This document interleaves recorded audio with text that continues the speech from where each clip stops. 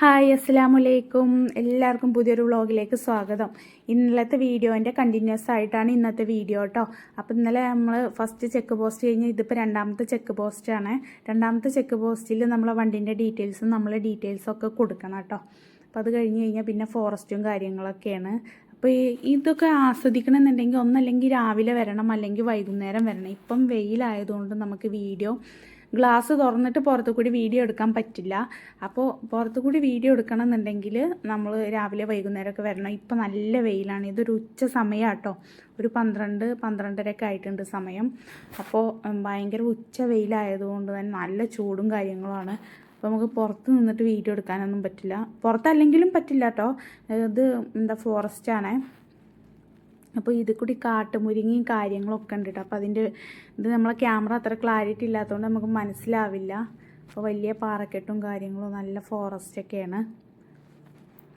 ഈ വഴി കയറുമ്പോൾ നമുക്കൊരു ഡാം കാണാം. പക്ഷേ ആ ഡാമിൽ വെള്ളം എല്ലാം വറ്റിയിട്ടുണ്ട് കേട്ടോ.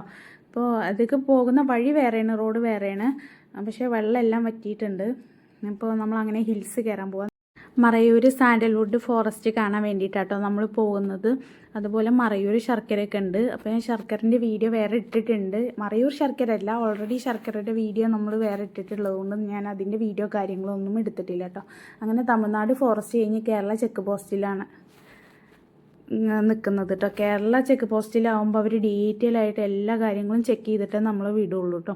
ഇത് കഴിഞ്ഞാലും ഫോറസ്റ്റാണ്. തമിഴ്നാടിൻ്റെ അതിർത്തി കഴിഞ്ഞാൽ തമിഴ്നാടിൻ്റെ ഫോറസ്റ്റ് ഉണ്ടത് കഴിഞ്ഞാൽ കേരളത്തിൻ്റെ ഫോറസ്റ്റാണ്. ഇത് ഇടുക്കി ജില്ലയാണ് പെടുന്നത് കേട്ടോ.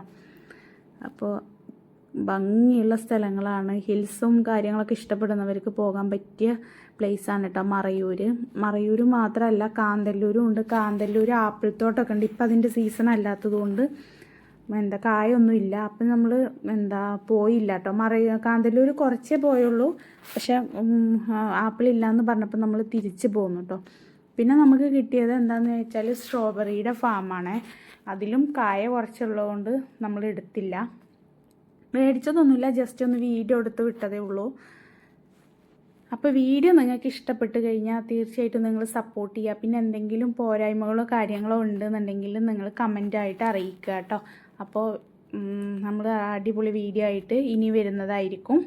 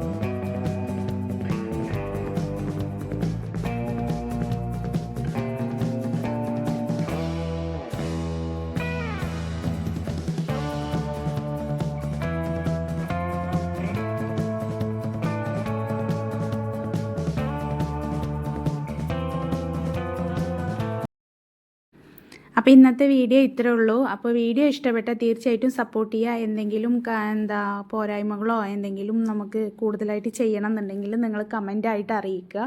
അപ്പോൾ വീഡിയോ ഇഷ്ടപ്പെട്ട് കഴിഞ്ഞാൽ മറ്റുള്ളവരിലേക്ക് നിങ്ങൾ ഷെയർ ചെയ്യുക. നിങ്ങളുടെ സപ്പോർട്ട് തീർച്ചയായിട്ടും വേണം. അപ്പോൾ നമ്മൾ വേറൊരു വീഡിയോ ആയിട്ട് നാളെ വരുന്നതായിരിക്കും. ഓക്കെ, അസ്സലാമു അലൈക്കും.